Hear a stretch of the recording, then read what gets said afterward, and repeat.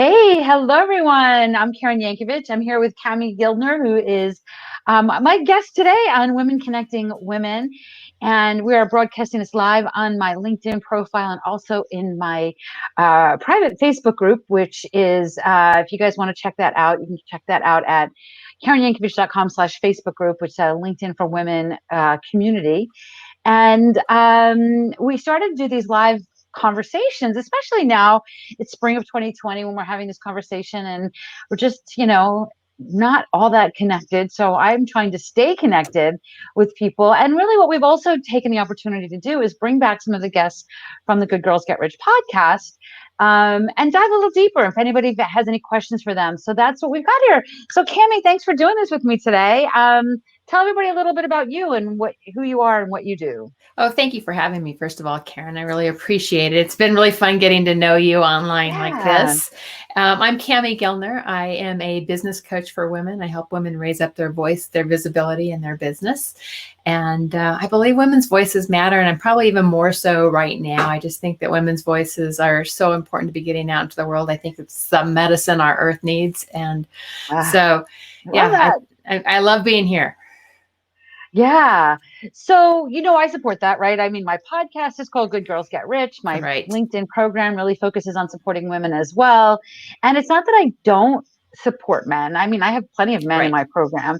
Don't really care what your body parts are, or how you identify. But I think that women, for whatever reason, need a little bit more support around LinkedIn. They're not feeling as connected there. So I like to kind of make it easier for women to show up on LinkedIn and go after some of the bigger accounts, some of the bigger opportunities.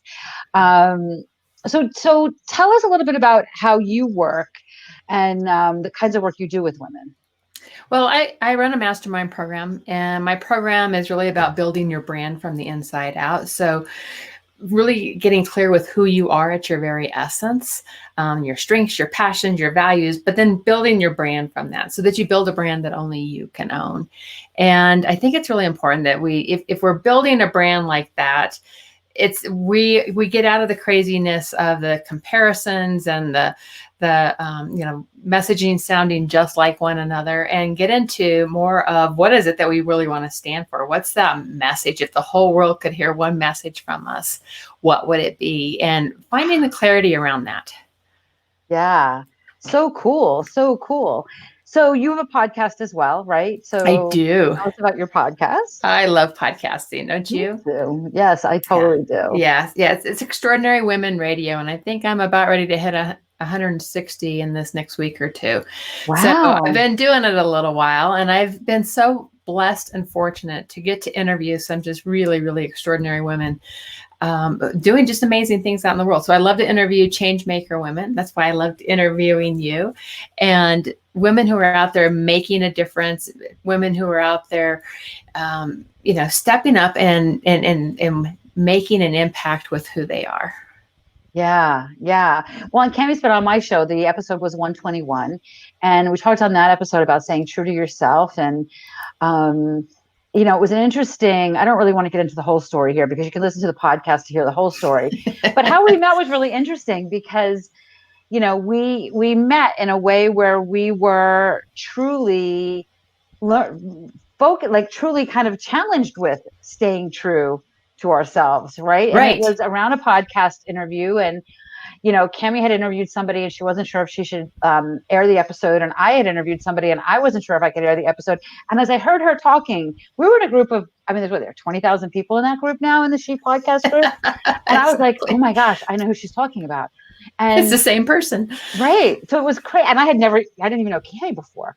So the interesting thing about that was, as a podcast, we talked about the fact that you get to decide, right, who you're going to showcase, what message is going out there.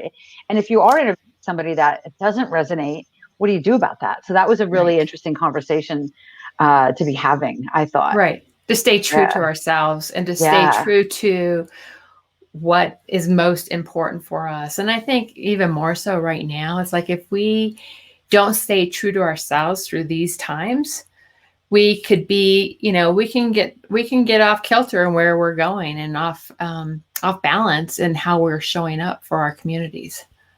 and I almost feel like it's, in my case anyway, I feel like it's actually giving me an opportunity to take a step back and choose who I want to engage with.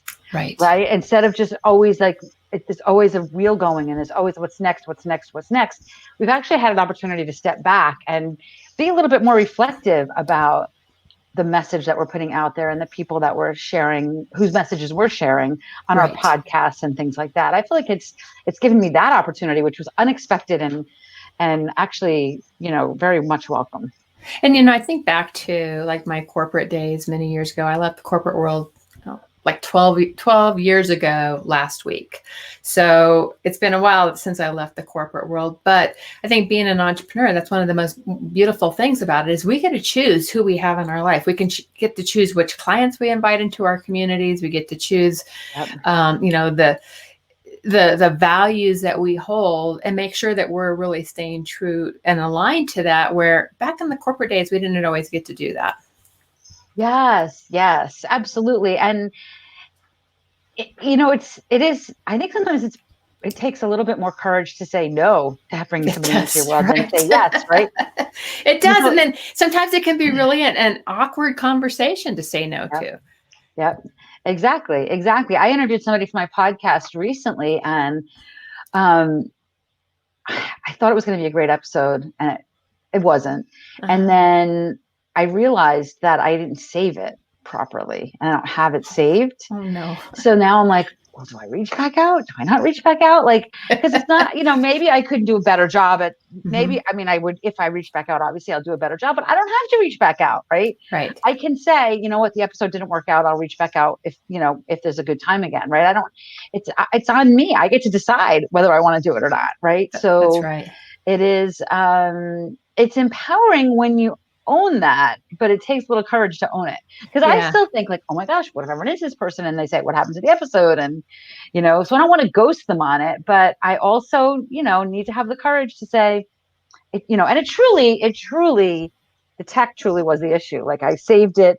I thought I saved it in a folder that has the person's name on it. When I went into that folder, it had another episode in there.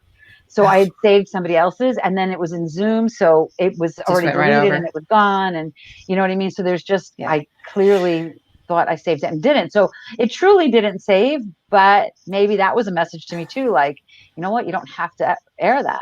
Yeah, it is. I'll give you another great example of something like that happened to me recently. And it really tied to, so one of the things I'm really passionate about, and I get on a soap stand a lot about, is really starting to speak to our clients' aspirations and their desires and getting out of the low vibration energy of really, honing everything on the pain points, everything on the scarcity and fear, and which I feel is like a message that pulls people down, right? I feel like those kind of messages pull people down to a lower vibration, and instead starting to talk about, speak our clients' love language. So that love language of what's possible in your business, and start being much more expansive in that, right? That you're thinking around that.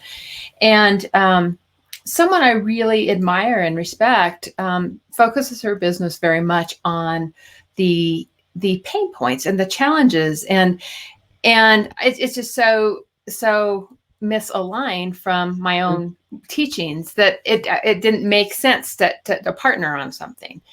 And because we would have been teaching opposing things. And I totally respect what she's doing. And I think she's doing really amazing work, but it didn't align with bringing that message to my community.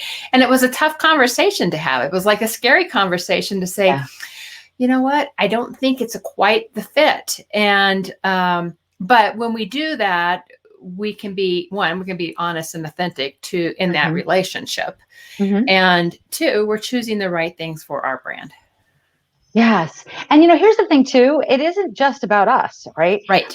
Like if you put out, if I aired that episode, that's the lost episode, right? Not even the original one we were talking about, but the one that just wasn't a great episode, I'm wasting a half hour of my listeners' time on an episode that I know isn't really a great episode for them. Right. So I almost have a responsibility, I think, to not waste their time, with an episode that I just don't think is what I thought it would be. you And I know? think as a leader, in your field, that's you stepping up, owning the leadership of what you're guiding your clients through, in a normal times and these times, all of that is really important to step up and own your truth.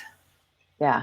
Yeah. And, so what, right? Like, so what if, like, I think at the end of the day, at least in my business, one of the things that the last few months has shown me is, and I already mentioned that it's, kind of weeded out a lot of the noise and a lot of the feeling the need to just continue to grow my, audience or whatever, but also to focus more, on the things that are important. And that's just not just in my business life, right? It's our personal lives. Like, we all have our little cohorts, at least I do, a little cohort of the people that I see and that I, choose not to see. And, so that, so I'm choosing that in my personal life. So I also get to choose that in my business life too. Right. And it's so freeing, to just spend time with the people you truly want to spend time with and not the people you feel like you need to for some politically correct reason. That's so funny because we've made some of those same kinds of choices recently and said no to some, different opportunity, different parties and things that we got invited to recently. And we're like, we're staying in our circle of people right now because one, I want to be safe with all the circle of people that I'm hanging with. Yeah. And, it feels good to really spend focused time with the people that I most care about. Right. Yeah. So what else has changed in is there anything else that has changed in your business as a result of all of this? Oh yeah, certainly. Right. I mean, it's my mastermind group, normally had had some live events associated with it. We're all virtual right now. Well, I say that we're doing our VIP events, small groups of 4 people at a time. So we've got a couple of those events coming up where, I've put some of my clients into smaller groups just to be able to have those days with them. And you're going to do them in person? We are going to do those in person. My big event, which is my Extraordinary Women Ignite event, it's my conference that I do, a 3-day conference that I do every fall. In November, am in the process. In fact, I haven't even announced this yet, and here we are live. We are going to make that a virtual event. And I'm actually really excited about the possibilities behind that because it changes it from, a location specific event to this very accessible event anywhere in the world. So, and the technology right now is just amazing on how can people engage and how can people be involved in a way that the technology that they're quickly bringing out. I mean, you got to hand it to the tech companies that are out there that have really made these saying, okay, this is the opportunity. Let's open up. And, the new software that is coming out for conferences right now is just truly amazing. So, is that right? Yes, very quick. I mean, and they were, there's a lot of platforms that were just a live event platform, and they've switched them over to being a virtual event platform. And so there's a lot of movement going that way in the technology space. I'm so glad to hear that. Because we want it to be different, right, than our typical Zoom calls that we do all day long every day. Exactly. Right? But at the same time, we don't want to miss out on the conferences. But maybe at least I'm thinking maybe I'll do them in 2021, love hearing that there's creative companies out there that are going to allow us to kind of do both.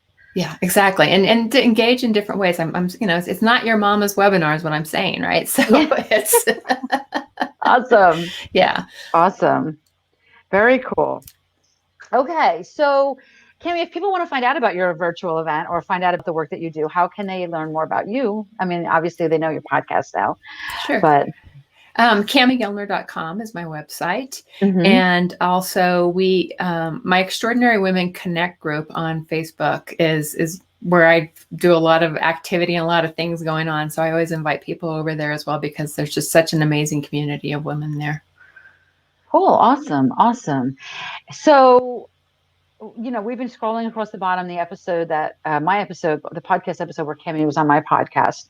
So you guys should check that out for sure. And keep an eye out on my LinkedIn page, because that's where we advertise who's going to be next year. If you've listened to my podcast and there's anybody that you want to bring on and ask more questions as it relates to the podcast or the conversation, kind of like, after the show kind of stuff, let me know. And we will try to bring them on. Kami, thank you so much for doing this here today. I really appreciate it. And thank you, Karen. I really appreciate it. Yeah, it's great getting to know you and be in community with you. Yeah, thanks so much. All right, you guys, let me know if there's anything I can do to support you, my LinkedIn community, my Facebook community, and check out Kami's episode on the podcast.